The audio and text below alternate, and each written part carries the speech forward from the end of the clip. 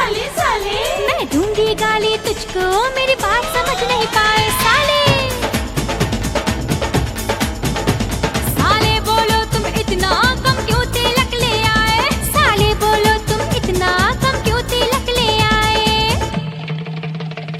लेके तिलक अंगना आ गए, सारी मिठाई मेरी खा गए।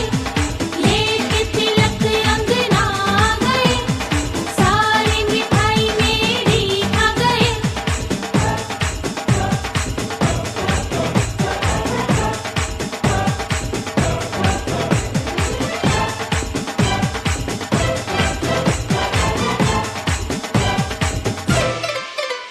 आए अंगना हंसाए अंगना, आए अंगना हंसाए अंगना, हुआ नहीं पूरा हमारा सपना। आए अंगना हंसाए अंगना, तूने कहाँ से खरीदा ये सामान लिया, दिया दाम या किसी से तू उधार लिया। कोई चीज नहीं दिल को लुभाए मेरे, गाली अंगना में इसलिए गाए तेरे। नकली है सारी चीजें, जाने के असली आजा। आजा आजा आजा आजा आजा। मैं खोल के रखूंगी जी अपने घर का दरवाजा। साले साले बोलो तुम इतना कम क्यों तिलक ले आए, मैं गाली दूंगी तुझको घर वाले धोखा खाए रे साले।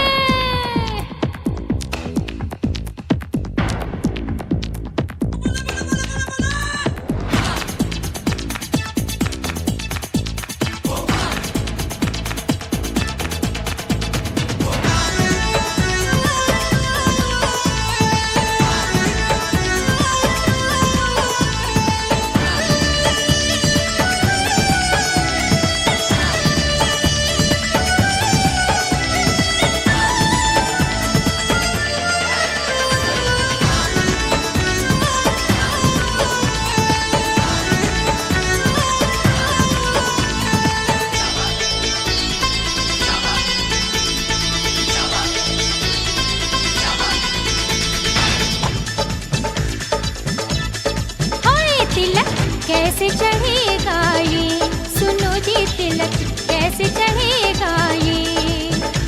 कम है इतना हर बर्तन तो तिलक कैसे चढ़ेगा ये।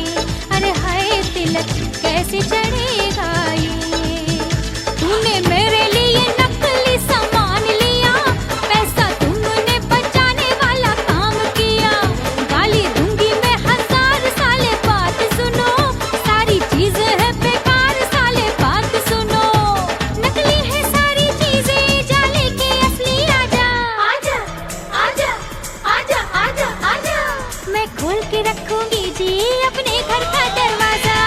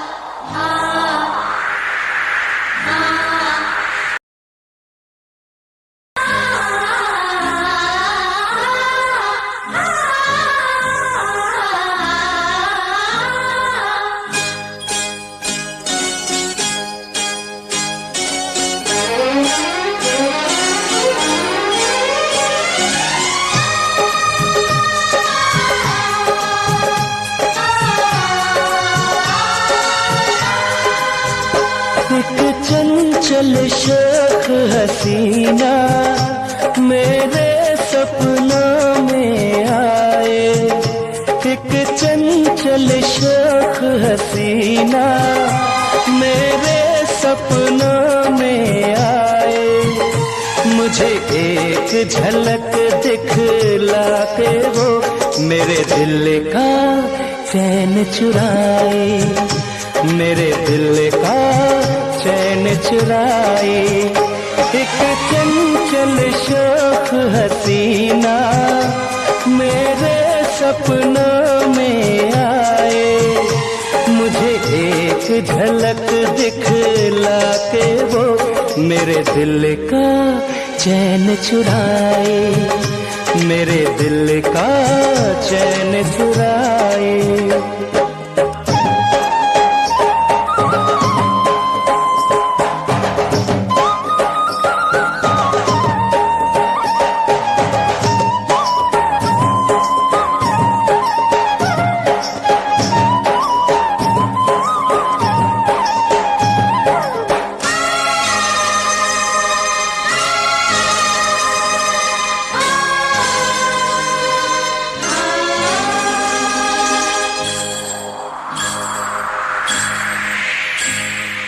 होठों से मदिरा छलके, गालों पे है अंगारे, फूलों के जैसी खिलती जवानी, नैना नशीले हैं कजरारे। होठों से मदिरा छलके, गालों पे है अंगारे, फूलों के जैसी खिलती जवानी। सामने देखिए, सामने देखिए, सामने। और हाँ